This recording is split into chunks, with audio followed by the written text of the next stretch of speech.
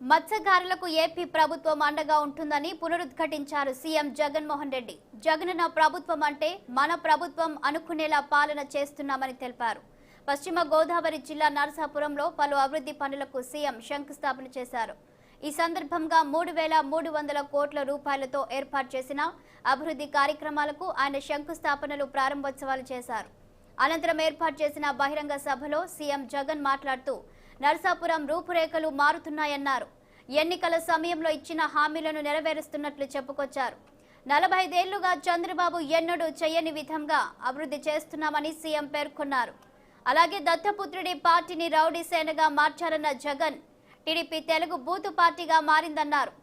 దత్తపుత్రుడిని సొంత పుత్రుడిని గత ఎన్నికల్లో ప్రజలు ఓడించినట్లు గుర్తు చేశారు.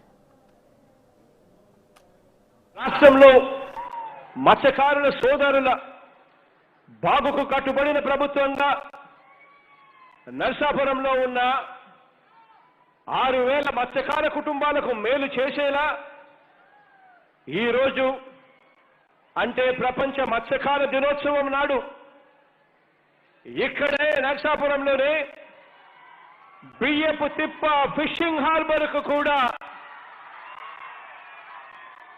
కాసేపటి కిందటనే శంకుస్థాపన కూడా చేయడం జరిగింది.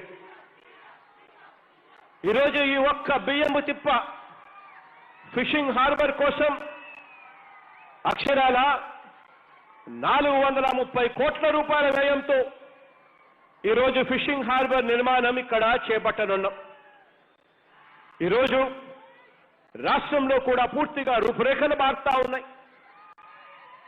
మన మత్స్యకారులు ఎక్కడికో గుజరాత్కో ఇంకొక చోటుకో వెళ్ళి అక్కడికి వెళ్ళి బ్రతకాల్సిన అవసరం రాకుండా మన రాష్ట్రంలోనే మత్స్యకారులందరూ కూడా తలెత్తుకుని బ్రతికేలా జీవించాలి అని చెప్పి రాష్ట్ర చరిత్రలో ఎప్పుడు జరగని విధంగా 9 ఫిషింగ్ హార్బర్లు ఈరోజు ఒక్క మన రాష్ట్రంలోనే రానున్నాయి అని చెప్పి కూడా సగర్వంగా